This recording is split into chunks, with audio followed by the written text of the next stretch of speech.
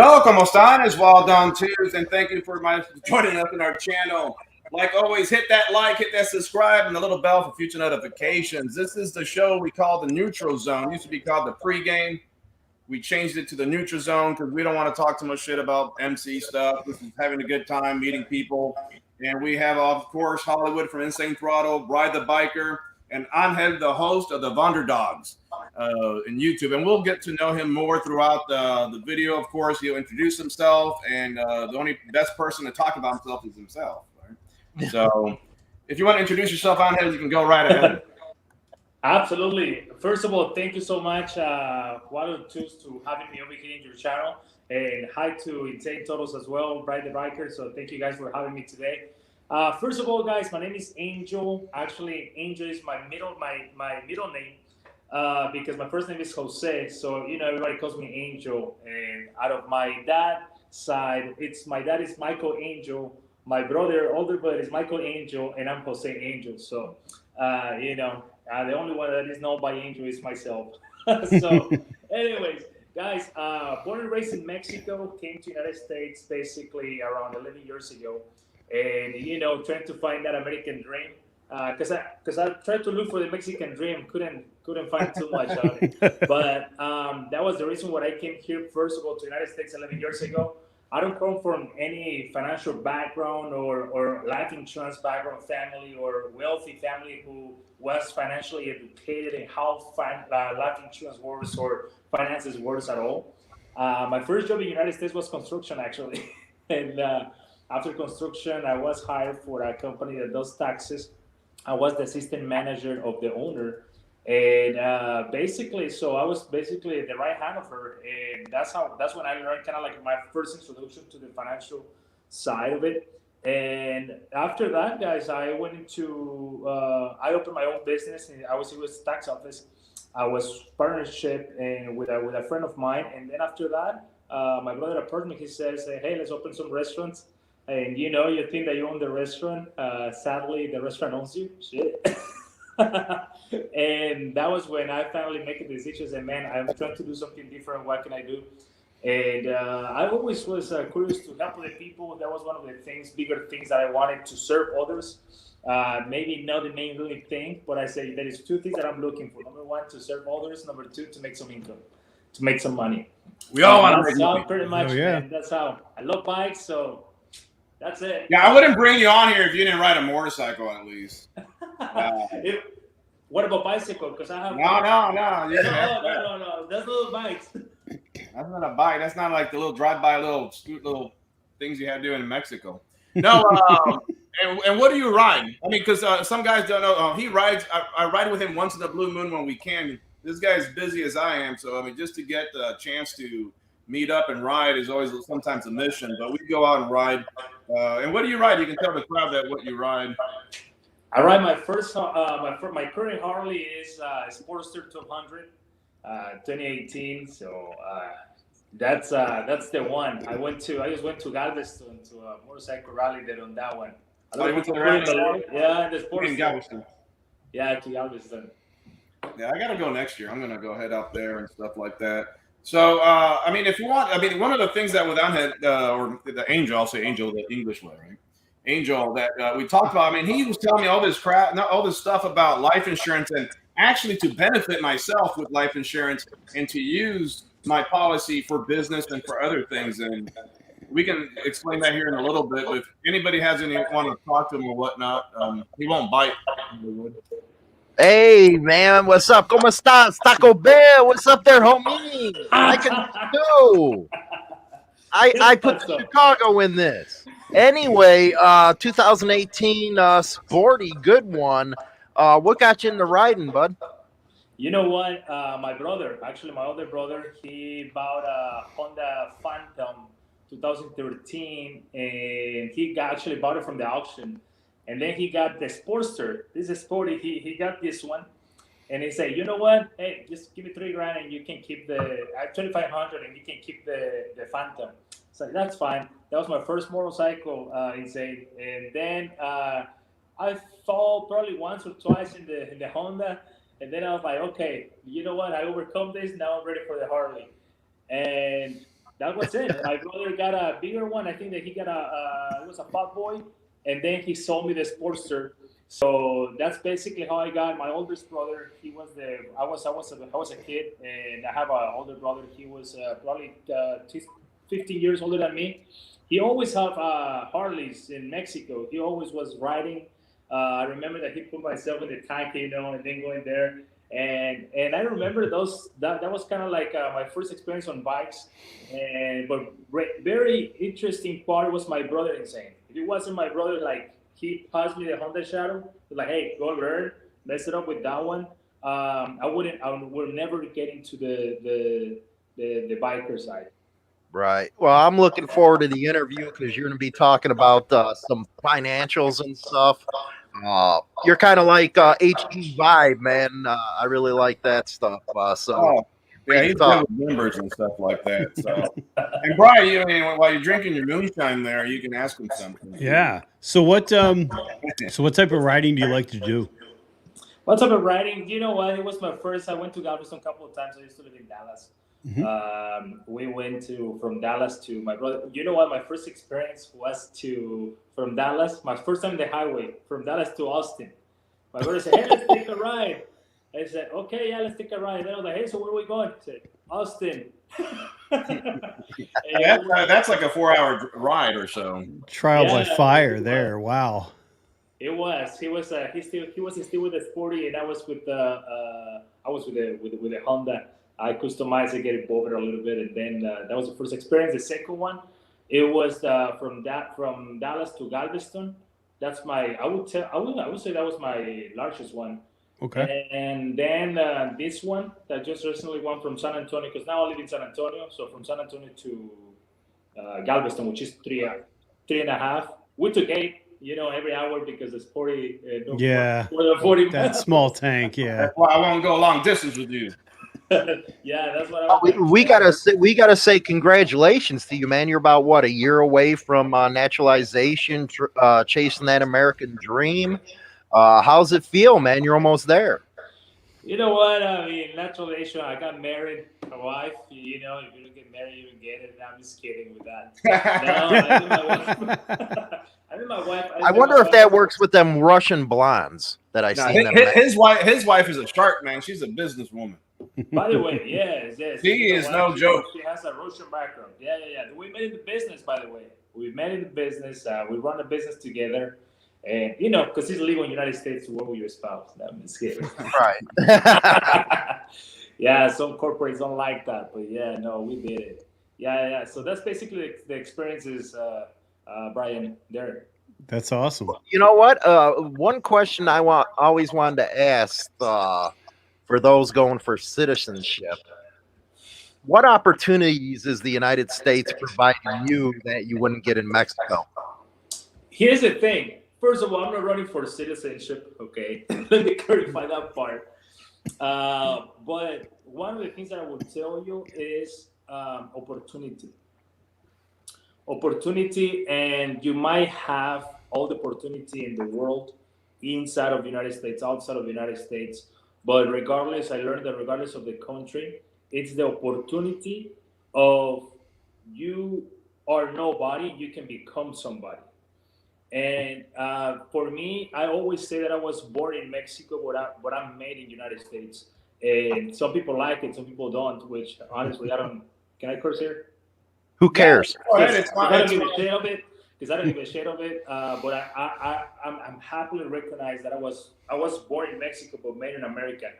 And that's one of the things that I would tell you. I protect this country. If I have to protect this country in my own life, I will do it.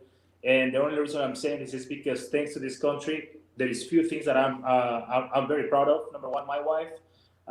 Number two, the opportunity to have an opportunity of financial freedom. Because if you can have the finances, but you have to run off, all the bad stuff in the other side that I don't want to get into it.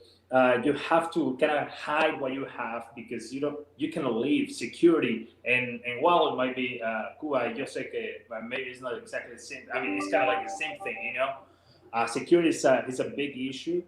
But yeah, pretty much is that's one of the things that I will be very always grateful, always humble with to live in this country. So some people like it, some people don't. Guys, believe it or not, I got a lot of judgment when I walk away from my friends back in Mexico. I was 19 years old. You know, I was used to be the party guy. Monday, Tuesday, doesn't really matter. I used to hang out with them, and all of a sudden, change. And people hate change. People don't like change. And, Oh, you see it all the time in the motorcycle set and the biking set and life in general. Any change, people get like pissed off and weird. And the thing that you talked about, that a lot of people say that back in the day, the American dream was lived better, that you can find the opportunities. There's still opportunity. Ricky HD on his YouTube channel, or I think on Instagram, actually posted, I don't know word for word, but people say, well, I have an idea, but I don't have money and I don't have any backing or anything else. The thing is, you got to go out there and find that person that has the money, pitch it to them. If you have the money, it'll be easy to find a smart guy that has an idea and a smart guy that can be the IT guy to put everything together. If you're the IT guy, you go find the other two guys or women, whatever, and you get the opportunity to grow that way. Not everybody has an instant downfall of money to do anything they want, but you still have an opportunity to find that. So that's why, and I still think that we still have the American dream, and it's out there still for anybody to get. China has a question, Wild On too. Okay, what is it? What is your opinion, Angel, on how people are entering the U.S. illegally? Will never end. It's like, I mean, will never end. Yeah. You can, I mean, it's like when people, even if people talks about, I wish, I mean, will never end, man. I mean, there is no conversation. Well, it's like a drug enforcement, right? It's never ending, and they keep it going. Actually, right? That's funding for them. They're not. Same thing with the bikers and stuff. If everybody got along and there was no issues, and we didn't give them any problems to find, that'll bankrupt that group. But they need something to get funding, and they'll look for things and cause issues. I have so I went to Galveston, right, and I met a guy before this rally. It was a Bandera rally over here in San Antonio. I met a couple there, and the gentleman, he's retired from border. He was what's it called, immigration officer. He was an immigration officer. He met this Mexican, fully Mexican, came to the United States, and we're just talking about it. And actually, when we went to Galveston, we were talking about the same question that this lady just asked, and it was like, "Hey, what's your opinion about that?" I said, "Bro, I think that will never end." What? And I asked him, "What's your thoughts?" And he says, "You know what? I mean, just because I used to work there for over 25 years, I can tell you that regardless of who's the president, I mean, people will still come and fight to get to this country, because they know it's a huge opportunity that is here." And you know what? That's a blessing and a curse, guys. I mean, some people like, some people don't. And the people who believe in capitalism, they might be do something about it. The people who say, you know what? Why they come and steal my work? I mean, at the end of the day, bro, I didn't steal no one's work. A lot of us, we come and open businesses, and actually we hire. Me personally, guys, my wife and I, we have an organization of what? Maybe 400, 250 agents active, over 400 licensed agents that they've been licensed through our organization. And I mean, you see all kinds of people, you know. I mean, that's my point of view. Well, basically, if anyone wants a job, Angel's your man. Self-employed, 100% commission. Okay, and I think it comes right here. Before we get to that, with you being in Mexico until 19, what's the difference between the motorcycle and the biker scene in Mexico compared to the U.S.? Do they really take it as serious as we do here in the States? You know what? That's a good question, Shane. Unfortunately, I was not in the biker scene back in Mexico, although I have friends that they were, and now they live here. And actually, they take it with, maybe not with protocols, but they do take it with responsibility. And that's all what I can say about that about that? Well, yeah, Because I also mean, I what- had in one of my interviews on Man Behind the Patch, I have one of the bar hoppers presidents from Cozumel, and it's a 1% club, and he says there's other 1% clubs that actually came to him just to say, hey, we're going to be in the area. They all actually work together with the law enforcement, actually, in regards law enforcement knows, hey, these guys, we'll follow the line, you follow the line, we're all good. And it runs like in harmony. It's almost like in Malaysia. Malaysia, they don't do anything weird because they're scared of the cops and police there. You chew gum, you get your ass kicked or something. You know, I mean, they're more scared of the cops than anything, or the military. So they don't go around doing anything like patch policing or anything in particular that might piss off people.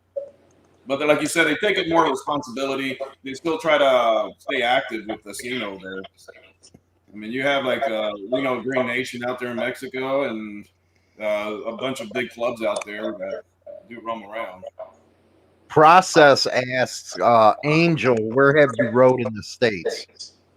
What's that? Can you repeat that? The process and the group asks, where have you rode in the States? The process how I wrote in the state. No, there's a guy in the comment section named The Process. He was just asking where you ran in the road in the States. But I don't know if you heard you. Mostly you stayed in Dallas, right? No, yes. I mean, Okay. Texas. Okay. Dallas, Oak Cliff. Go Google it. Just to get out of Texas takes forever, man. What's that? Yeah, Texas. Always in Texas. I have family in Indiana. What kind of motorcycle events would you like to go to? You know what? I went to my first motorcycle event. It was Road Rally. I went to Road Rally. Since then, I'm going every year. I missed the last, not this last one, previous two of them. Before COVID? Yeah, right. Yeah. The one before COVID and the one from COVID, I missed those, obviously, those two. But this last year, we went there. By the way, there is a new location on it. They do it now in the Americas. I don't know what you guys think about that. You guys went, or you guys kind of like saw the reviews and everything. I went to that motorcycle event. I like pretty much rallies. I like the. I know he's always asking me to go, and I can't go each time he asks me. So do you have any? You have the sports, or are you looking to upgrade it at any point? I am actually. I'm convincing the wife. Happy wife, happy life. So in that side, I say, hey babe, what if we reach this goal? Okay, what if we do that? I say, you know what? Let's do that. So I have a personal goal that I have income wise, and if I reach it, that's my gift by December 31st, which is starting January, which is gonna be my birthday. It's that nice. So what are you looking at? It's happening soon. Yeah. Thank you, Brian. Yeah, you know what? After that trip to Galveston, the last one in the Sportster and everything. Road glide, huh? Yeah, road glide. Let me tell you, insane. It was a 2 hours and a half ride. It took us 8 hours. Okay? Ooh. So like, it's still you enjoy and everything, pero no, que chingado, man. You get a butt burn on them Sportsters, man. Butt burn from hell. Now I'm real excited about you being on the show because of the financial stuff. That's just like I had HD Vibe on last night. He's a CPA. Hey, Angel, do you have another thing playing in the background? I hear a little echoing. I don't know if it's you or. No, are you coming up playing YouTube? Nope. Okay. Maybe it's the room. Yeah. No, I just heard like the echoing. Not like almost like if you like have a phone open or something to it too. No. Oh, you know what? Maybe this one is too close, but it's actually there. So. Yeah. Oh, no. What about now? Better? Yeah. Yeah. Sounds good. All right, continue. Okay, financials. You started your own business, and I think it's important for bikers to understand you can start your own business. You can get out of the rat race. How did you do it? Good question. I just goosebumps you asking that question. How do we do it? I think that there is not a right answer. Insane, honestly. I think that there is also one of the things that I will tell you. Have a dream is very important. Have a vision is other thing. Meaning, I see many entrepreneurs that they come and they start their own business, but because there is a lack of vision, they fail. By the way, a lot of entrepreneurs will fail. once, twice, 3 times, 4 times, 5 times, 6 times, 8 times, whatever. But because they know what they're going, they know where they're gonna get. They have their vision so clear. No matter what, they're gonna get there. And I would say that it's that the answer that I can tell. I can give you some my opinion. It's just vision. My company has a vision. I believe in it. My wife and I, we have a vision. I truly believe in it. I preach about it all the time. I talk about it all the time. And even though people are like, oh, here is this guy again. I'm like, yep. Yep. I'm going to talk about it again. Who did you look up to? Because I know I look up to Robert Kiyosaki, Rich Dad, Poor Dad. I work. I don't know if you're familiar with WildOn2s. It's the #1 YouTube channel for entrepreneurs. Yes, yeah. I work directly with that man, Patrick and David. I have he's my mentor. One of the things that I would tell you, and much love and respect to him, because one day I remember, my wife and I, we got they sent a bid in the company. By the way, he owns the agency that I work for. Brian, I saw that you do you know WildOn2s? Did you hear about that before? I'm sorry, WildOn2s, yes. So I work with them. He owns the agency that not the agency where I work at, but the agency that I represent, one of the agencies that I represent with.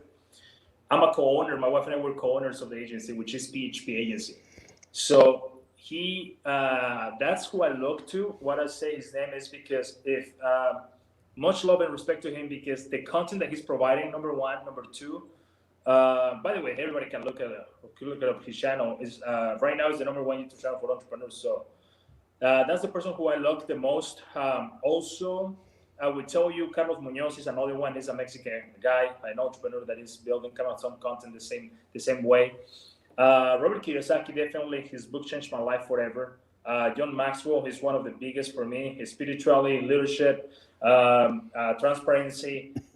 Definitely, if there is a leadership person that I would recommend to everybody if they would like to start a business or they are in business, is definitely John Maxwell. I would say one of the first. One of the first to how to build company. Obviously, WildOn2s channel, and obviously Robert Kiyosaki's the financial side of the. Everything is about education at the end of the day. Although I was kicked out of 55 high schools and never went to school, but today I truly believe in education and personal development. It's not about how many books you have; it's actually how many you read of them. And I see many people that you know what. And by the way, if it wasn't for the United States that gave me the opportunity to have that as a culture, because in Mexico the average person reads half a book. In the United States, the average is 2 books at least per year. You know what I mean? So even that is culture-wise help to someone like me to develop that side of it. But yeah, those are the people that I look up to. That's a good question too. I mean, so if you're an entrepreneur, you're starting out, what would you give the advice to somebody that wants to take, their grind 9 to 5 and get a side hustle that could turn into a full-time entrepreneurship? Like, how would you start that? Well, first of all, there has to be, Brian, that's a great question, and there has to be a reason for it. Okay. For example, let's say that right now inflation is a huge reason why people should start looking to something else, right? Inflation is going up like crazy. You used to go to the store with $100 and you can supply it for a week. Now you go for $100 and then you just have a couple days or so. So that's just kind of like a slang comment there. But Brian, one of the things that I would tell you is that #1, it has to be a reason for it. It has to be a reason. A lot of people say, "Oh, I'm doing this for my family." Bullshit, you're not doing this for your family, because if it was for your family, you would quit your job a long time ago. Yep. You're gonna be doing this for you and for your future, and that's why you're gonna get up every day and go hustle. Regardless of there is 9 to 5. I always say that 9 to 5 pays your bills, but 5 to 9 builds your dreams. I'll be always saying that. I don't even know where I heard it, but I always say that since it comes to my mind. I'm like, bro, 9 to 5 is gonna pay your bills forever. Don't worry about it. You'll be fine. Yeah, or well, 5 to 9. that's the big thing that Gary Vee teaches is that take your side hustle, and if it's your Instagram, your YouTube, what have you, and use your passion to drive that into some sort of entrepreneurship or whatever you want your side hustle to be. And like most people don't understand, like they think they're getting overworked at work. The 9 to 5 is stressful. Starting your own business is way more stressful, more time inducing. If you think you're going to tell your significant other, "No, I'm going to work for myself so I can set my hours," and you hear these like work 4 hours a day is BS. If you want to have a successful business or company, you're going to be putting a lot of hours, weekends, but it's your own baby, right? When it's your own baby, you have a drive for it. You want it. And a lot of times you hear someone say the wrong thing. Quality of life, right? And the thing about quality of life, research shows, let's say a number 60,000 a year, 70,000 a year. If you make 70,000 a year and you're doing fine, comfortable, or 80, whatever, anything over that number is not going to improve your quality of life. It's actually going to make your quality of life worse. Because now what you're doing, you're in love with making money. You're going to put more time into it, away from your family, away from your kids, working, tons of hours. So now you got into the concept that you're helping your family, but you're actually not. Mm-hmm. So people have to be realistic of what they're looking for from the future. Is it more potential, or because I can, like myself, I'm starting a new company now, a new business.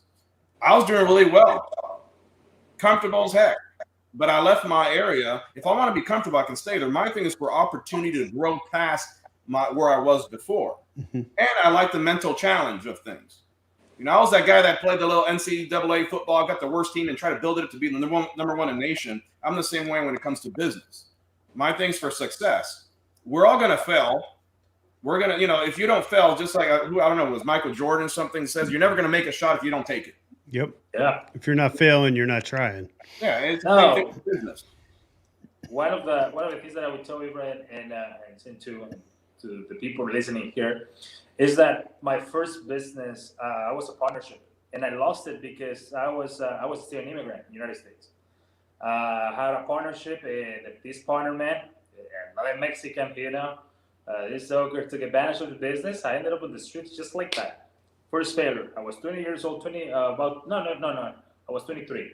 I was 23, and it took me 2 years to recover of it mentally. And I think that's the biggest battle that we have, Brian. The number one reason to start a business is right here. A real reason why you going to start a business. A real reason why you need to increase your income. What is it? It's a freedom that you're looking for. It's to control your time. It's to control your money. Listen, a lot of people work for money, but they don't never understand how money works. So, meaning, you can be a business owner and you can still be trapped in the rat place. Mm-hmm. And I met a lot of them. I have said with a couple of millionaires, they're like, bro, really? Like, you still doing that? Because there is a point where they get they're wealthy already, but they never learn how the money operated. Instead of being millionaires, they were one step away to become billionaires, and that were a lot of people get scared of. But one of the things that I learned, and it's right here, the main reason is here. Once you want something, go and fight for it. Stop listening to negative people. If your friends and family laugh because of your dreams, then go away. Mm-hmm. Because if they're not friendly enough to support your dreams, I think and one of the things that I would say this is that nobody plays around with my dreams. I always dream that one day I'm gonna speak in front of 500 people. One day I'm gonna stand up and 10,000 people. And a lot of people laugh. But guess what? This year, August, I was in MGM in front of 10,000 people, and I posted a video. And I posted the video right there.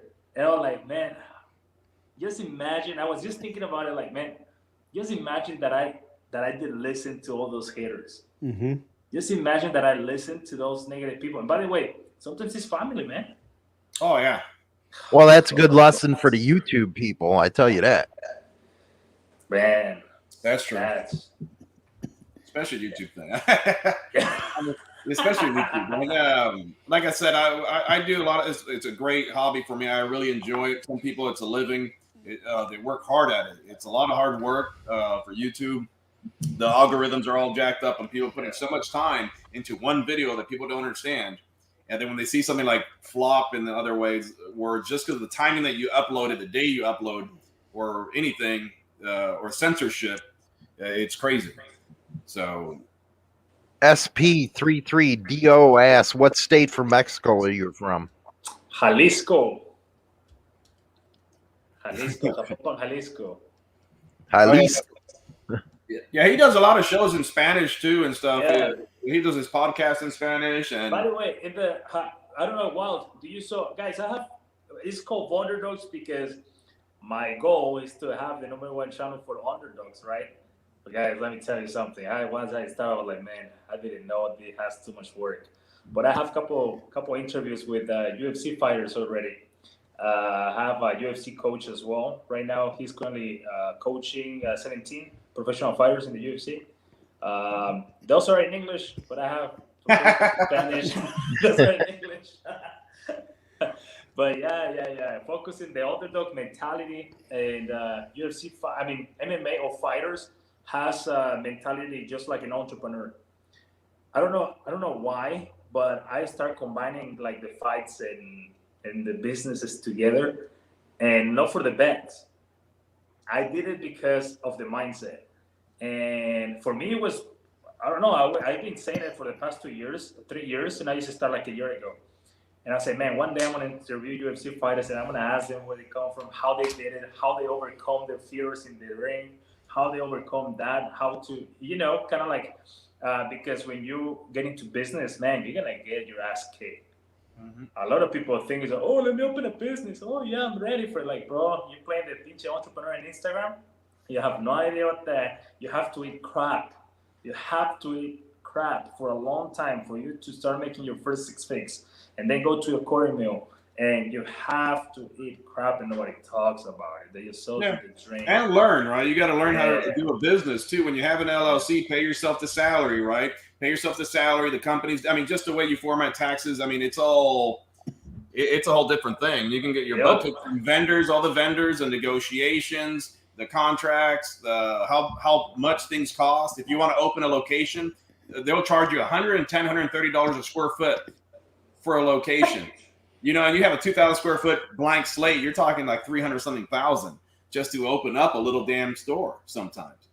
So, well, you're in the insurance business, and we got a lot of bikers out here. What kind of insurance do you do? Life insurance and retirement services. Basically, everything related with 401ks, rollovers, some IRAs, Roth IRAs, life insurance, of course, that settlement too. But pretty much life insurance and retirement services. I was going to say my video I did about insurance, life insurance for the MC community or club. I was actually talking to Angel about it, and that's where I was getting a lot of my points from. Because technically, a lot of MCs actually are held in an LLC. So in my mind, I was like, well, if you can, of course, individually they have to apply, but as a company, it can be through a company. And of course, he can explain all that stuff. And also making your money work for you in your life insurance was something that he was talking about. That's one of the things that I will tell you guys pretty much. And just I would like to say as a disclaimer, I'm not a financial advisor. I'm not a person who gives you any financial advice. I'm just here to have a conversation, and we're having about based on which is the insurance side. So with that being said, yes, life insurance. Basically, not just an entity, just a specific type of person is not related to. Basically, when we talk about business, outside of your business insurance, like workers' comp, etc., and all that, that's another licenses that I'm not going to get into it. But basically, in the life insurance side, and for bikers. Basically, it can be for bikers, it can be for fitness people, it can be for anybody, right? Now, one of the things that I've been learning in these years is that if you would like to have a group insurance, that is one thing. If you're a company, if you're a corporation, that is other thing, right? And when you are an individual, then that is another thing. Meaning that there is different process where you take. The main one is what if I have an LLC or I'm a corporation. What can I do to have my people protected, right? Now, so basically, it's with, and if there is an LLC, they're gonna talk about, which is basically, I mean, not say LLC, but an S corp or whatever it is, the company. There is a plan that is called executive bonus plan. And executive bonus plans, that's basically when the business owner, the employer, they provide a bonus to the employees, and that bonus is paying to whatever it is. Now, basically, people just call that executive bonus plan, not just specific in life insurance. They can give you dental, they can give you disability insurance, and all this stuff, right? Now, one thing that I would like to say is that each company is different, but pretty much what I've been seeing is that after either you retire or either you leaving that job, those benefits are gone. Why? Because they have to give it to the next round, meaning the next people. There is always going to be a next. For example, hospitals. Why? Until just they live in a hospital, right? He was talking about it. So guess what? All those benefits, some of them they're going to stay for a little while, but they're not permanently going to stay there. Why? Because they have to give to the next well that is coming at 22 years old, 23 years old, that now is going to start, or whatever it is that a practitioner, the next practitioner. Does that make sense in that side? So basically, in the side of the life insurance side, either it can be an individual. And by the way, sometimes we put a lot of money in those Harleys, in those motorcycles, not to say the brand, right? But just in those motorcycles, we put a lot of money. And if you realize like a life insurance policy, you a life insurance policy is between $20 a month to $50 a month. If we're talking between 30s and 40s, you know what I mean? Like, it's not that expensive. And at the end of the day, there is many people who can benefit of it, but pretty much the family of the member, the family of the biker, the family of the person. And at the end of the day, it's we still do those benefits, we still do those selling plates, we still do those things. But you know what? At the end of the day, it's the family that is getting fucked. At the end of the day, it's the family that is. What if he was a dad? And by the way, guys, I didn't tell you this. The only reason I get into the life insurance side, I was 1 week and my brother approached me. He said, "Hey, what if we get into the life insurance thing?" He said, like that. He said, "What are you talking about?" I said, "Bro, we're in the freaking restaurant industry. What are you talking about?" He said, "No, you know what? There is a lot of money on it." Like, really? Okay, let's get into it. So I get it. My first week, one of my best friends got a motorcycle. By the way, I'm getting into the life insurance industry. Like the same week, I got a motorcycle accident. It was my first day with a Harley. Got a motorcycle accident. I couldn't walk for 2 weeks. 3 days later, after my accident, one of my best friends, he had almost the same motorcycle accident, guys, in Fort Worth, Texas. Almost the same motorcycle accident. Unfortunately, he wrecked his neck. He passed away January 15, 2018. Remember, my birthday is 2018. It's January 15. Long story short, I saw how the life insurance took care of his family and 4 kids. Yeah. Because you see people on Facebook doing GoFundmes, and the MCs do. They sell plates, and they'll collect some money, but it's not going to cover. It won't cover as much as the medical bills or funeral costs as what people think it would. By the way, there is a statistic. I think when was this? It was recently that I take a look at it. There says that most of GoFundMes, they only reach no more than $2,500. Yeah. Like, bro, the funeral. I mean, even though no life insurance, right? Well, no life insurance, fine. Oh, I'm gonna get a benefit, fine. How much is still you're gonna reach, bro? Medical expenses. Let's say that you have some credit card debt. Maybe you get a mortgage. Maybe you get some cars. Maybe you still owe your motorcycle. Guess what? Mr. Bank comes and bye-bye, baby. What if we can prevent that? What if? Now, everybody, it's still life insurance. Not everybody gets approved, right? Yeah.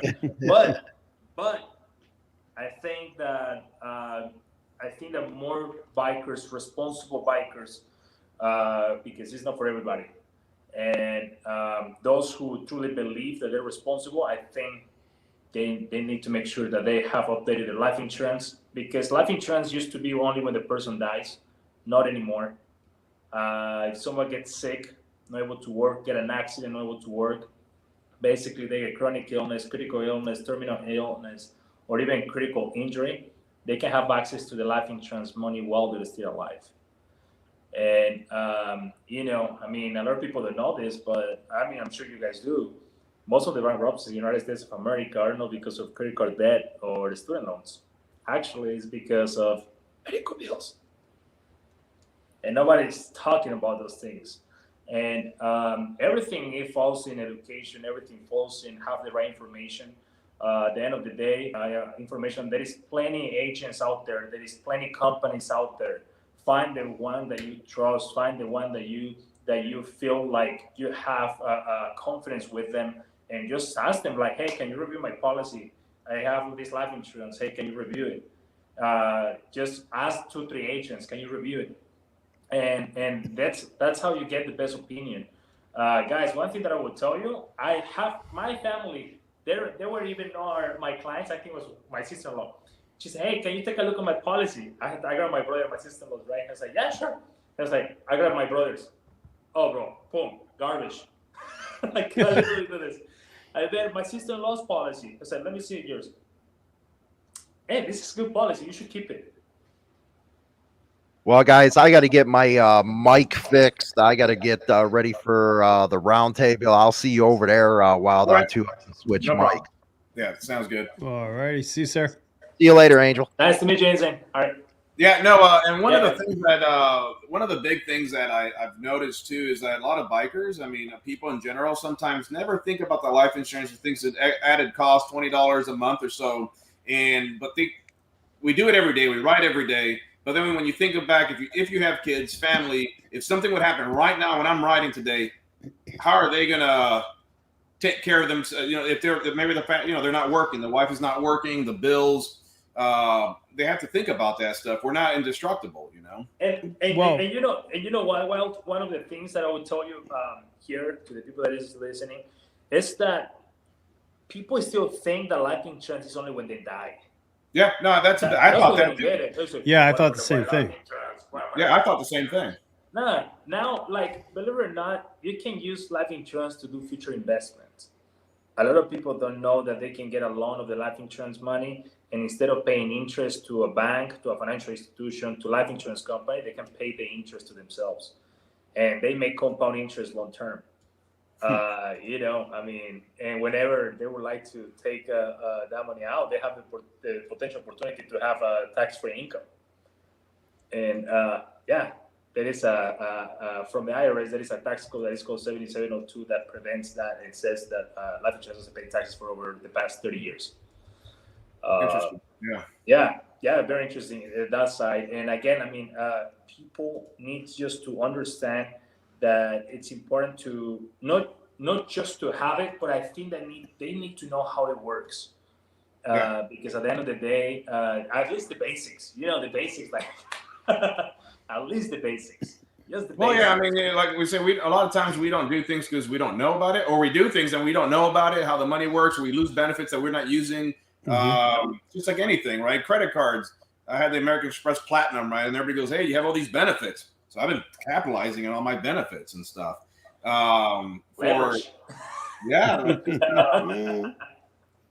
one of the things. I forgot. I was watching some billionaire talk, and he says using debit cards is probably the dumbest thing you can do. Using credit for assets and for things like that. He was saying that will actually build wealth compared to debit card. You're using money that is going to be depreciating anyways.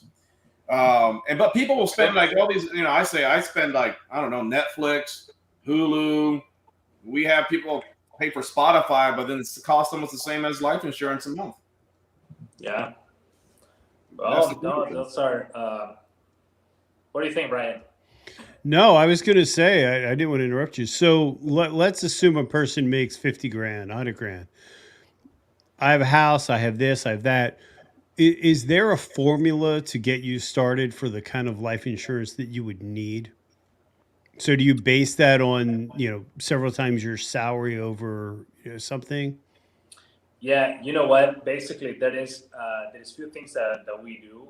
First of all, by the way, this is just I would say like a recommendation for everybody, just in general, but also to answer the question. Number one, you need to get an agent that they do a financial lifestyle strategy before you get a life insurance policy. Okay. Financial lifestyle strategies. Some people charge it, some people don't. In our case, we don't. We just give them. That's kind of like for us to see, because it's the income. It's not just what they make; it's also what the expense of it. That's one strategy that we do, just kind of like to see what's the budget, the real budget that I have. Because I don't want that client to get a permanent policy and they're not able to afford it in the next 3-4 months. You know, I mean, that's not good for my business, because I'm selling them something just because I'm trying to pay my bills, but that's not the case. Most agents, Brian, I will tell you that they don't do the financial lifestyle strategy before they give you a life insurance policy. By the way, that's why I don't sell car insurance or business insurance. That's why we're just life insurance experts, because when it's about that thing, you cannot do all of them at once. Sure. And number one, the number two, it's that yes, there is a formula. For example, I call the method, it's called DIME, okay? And I learned it from one of my mentors. He taught me this business, and he says, hey, this is how we do it. And it's DIME. DIME, D stands for debt, right? How much debt did I owe? Either it's unsecured debt, credit card debt, cars, no home. Home, it's later on. And maybe cars, unsecured debt, like all debt outside of mortgage. The second one is that's the I, it stands for income. So let's say that someone makes $50,000 a year, right? And if they have a kid that is 2 years old, at what age that kid gets actually independent? Maybe at, what would you say? 18, 19? Yeah, let's 18, 20. Let's say Yeah. 18. So 18 minus 2 years is 16 years. What do I mean with that? That means that that kid or that baby needs the 50,000 a year for the next 16 years. So it's 50 times 16 equals whatever it is. Yeah. I don't have my calculator. And then you add that plus that. And then M, DIME, remember the method is DIME, debt, income, and mortgage. What if I have one or two mortgages? Maybe I own a house and the other one I own it too, but I rent it or whatever it is. You know, let's say that the mortgage is $250,000. Excellent. That's how much is left in the mortgage. Let's add $250,000. Now, last, education. It's important for you as a parent to have the education left behind. God forbid something happened to you for your kids. Yes or no? Education paid off. Let's say yes. You have 1 or 2 kids. One. Okay. How much do you think college cost or their education cost? Maybe like $100,000 in 4 years. Great. Let's add $100,000 to it. No, Angel, I don't believe in education. I don't believe that. Great. 0. Then you add that. You add the income, that it was the total, and then you add the mortgage, and then the education, and the total. That's how much life insurance you need. Okay. Now, a lot of people will think like, "Oh, I'm single, no kids, I don't need life insurance." Yes or no, stupid? Yes and no. Yes and no. Yes, you're single. Yes, you don't have kids. But not because you don't have those responsibilities means that no one is going to take care of you when you die. Meaning, someone has to take care of your... Or if you get pretty crippled in the way that you're bedbound. You know, you get in a bad accident and you get paralyzed below the waist or quadriplegic, you know, just... You don't know. I would tell you 2 things just to wrap up the answer on that side, Ryan, is basically those. That's how the kind of like the formula to get it. Quick recommendation to all the people out there and the biker community. I would tell you guys that there is 2 life insurance that you need. Number 1, a real life insurance, no accidental death. Not because it's cheap means that it's good all the time. Accidental death policies, they're very cheap, very affordable. But the only thing with that is that the person has to pass away before the ambulance shows. Yeah.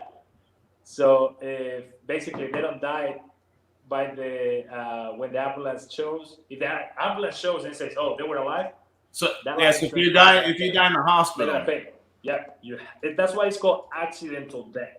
that's That even though the accident caused you, but you didn't die in the accident. You died in the hospital. before the ambulance shows.